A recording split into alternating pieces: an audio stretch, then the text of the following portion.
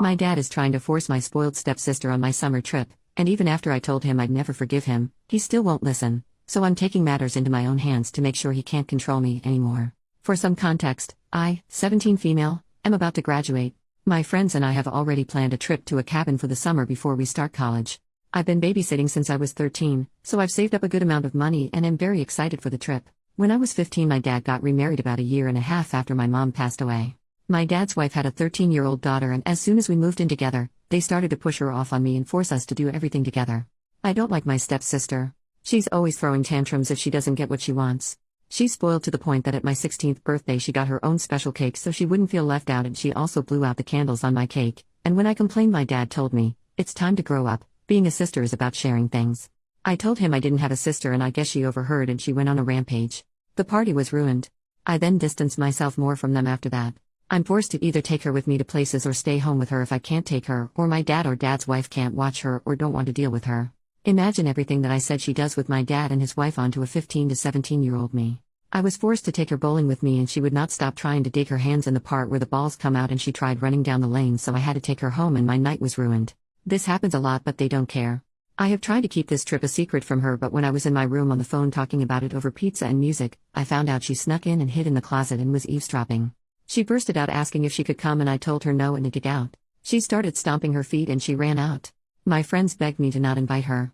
My dad called me downstairs and asked if she could go because she could use a vacation, and I told him I'm not taking her. They can take her on a vacation, but I'm not watching her for almost 3 weeks alone.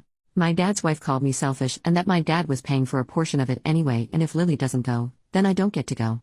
I told her she doesn't get a say in any of this, she's not my mom, and to stop forcing her child on me when she created what she is. Lily starts yelling at me about not being a big sister and I don't want to spend time with her. I snap and tell her I don't. She ran away crying, and my dad said he won't pay for the rest of my trip if I don't take her. So I told him if he does that I will not be talking to him anymore, nor will I forgive him for it. He said I'm being dramatic and she isn't bad. So I grabbed a bag and went to my aunt's house, my mom's sister, and told her what happened, and she said she would put up what he took away, and when I go to college, I can stay with her. I told my dad what I was doing and he blew up at me and said I was being a brat and they're my family now and not my aunt. As far as I know, she does not have any disabilities. She's been to doctors and therapy. She's just insanely spoiled, and that's how she's always gotten her way when told no. The first time I met her, everyone agreed on Mexican except her, and she was yelling in the car for 10 minutes before she calmed down by her mom appeasing her. Then she goes back on her phone texting.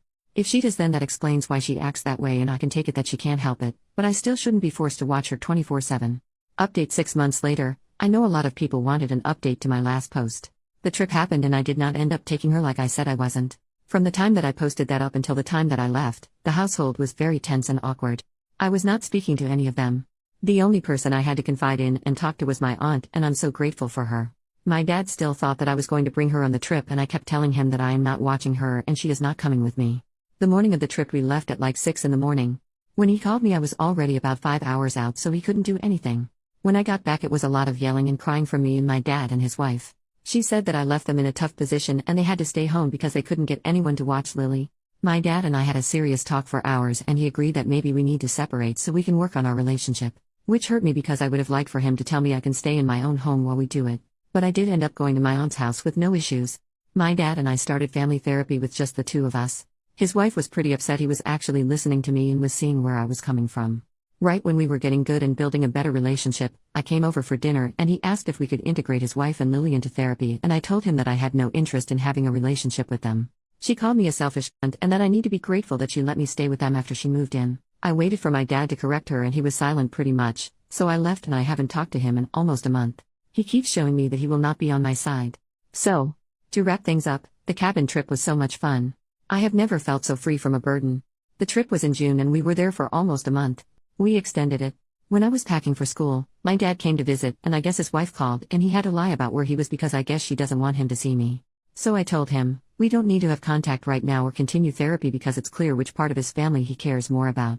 I don't know what's going to become of my dad and right now I don't care. I'm focused on school and studying to become a nurse. I don't want any negativity to ruin this experience, but I'd be lying if I said it doesn't hurt that I don't have a parent to experience this with, but my aunt says she is my surrogate mom and to share all my worries and success with her. I am currently in my first week of college and the amount of freedom I feel here is also so, well, new. I am a little overwhelmed, but I am in an honors club. I also am in a creative writing and book club, and the friends I have made are so amazing. I am currently living on campus and I have never been better mentally. I'm getting separate therapy to deal with my mom's death because that was never offered to me by my dad. My aunt has truly become a mother figure to me. Being 2 states away from her is really hard, but I can't wait for weekend visits and holiday visits. Also, another thing is that I'm going to be a godmother.